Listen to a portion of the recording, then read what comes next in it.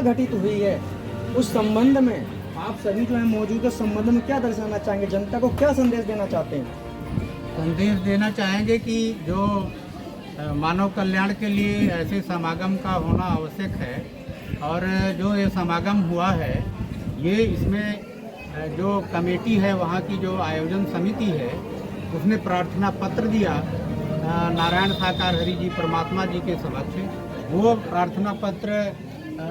उसको शर्तों के मुताबिक उन्होंने स्वीकार किया कि आप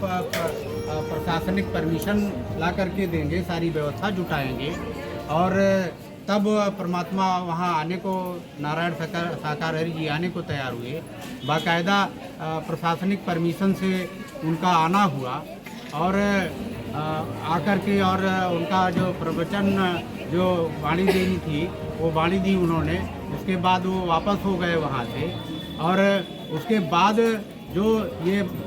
हादसा हो गया, अब जिसकी की जांच न्यायिक एक समिति गठित की है सरकार ने, गवर्नमेंट ने, और हम लोग सभी उपासक श्रद्धालु ये उम्मीद करते हैं कि सरकार उसमें सरकार का कदम भी न्यायोचित है और उसमें जो भी परिणाम आएगा वो न्याय हित में सही आएगा और हम लोग उस परिणाम की मतलब उसका इंतज़ार भी करते हैं और उसमें उम्मीद भी करते हैं कि परिणाम सब सही आएगा। और ये इसमें यही कहना है, संदेश यही देना है, इसमें नारायण साकार हरि जी का इसमें कहीं भी दूर दूर तक कोई इसमें संलिप्तता या उनका दोष नहीं है। उनका जो उनका निस्वार्थ जो उनका कर्तव्य जो संदेश देना था, जिस उद्देश्य को लेकर के समागम में आए थे वो उद्देश्य पूरा करके वो वापस जा चुके थे। उसके पश्चात ये हादसा हुआ है। उनके जाने के बाद जो ये घटना हुई है वो कितनी देर के बाद हुई? लगभग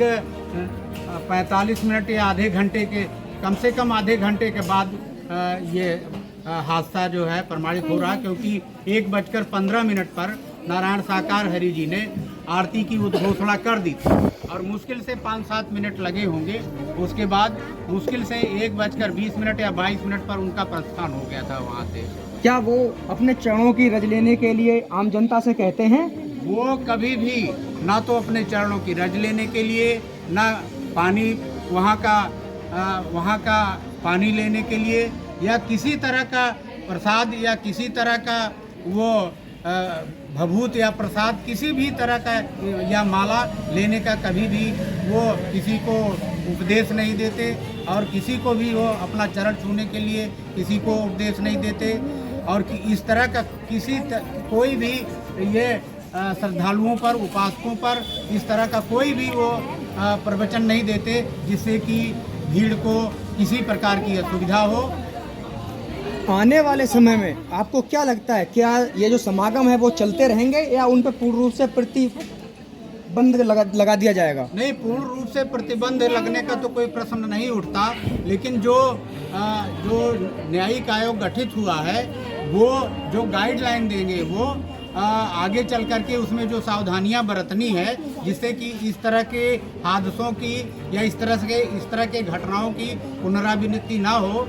धन जन की हानि मतलब जन क्षति ना हो, लोगों को असुविधा ना हो, ये जरूर करना पड़ेगा कि उसमें जो सावधानियां प्रस्तावित की जाए, जो सावधानियां उसमें बताई जाए, उन गाइडलाइंस का पालन करके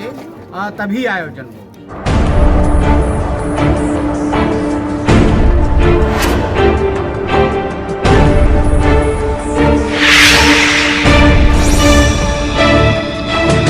समाधान वाणी।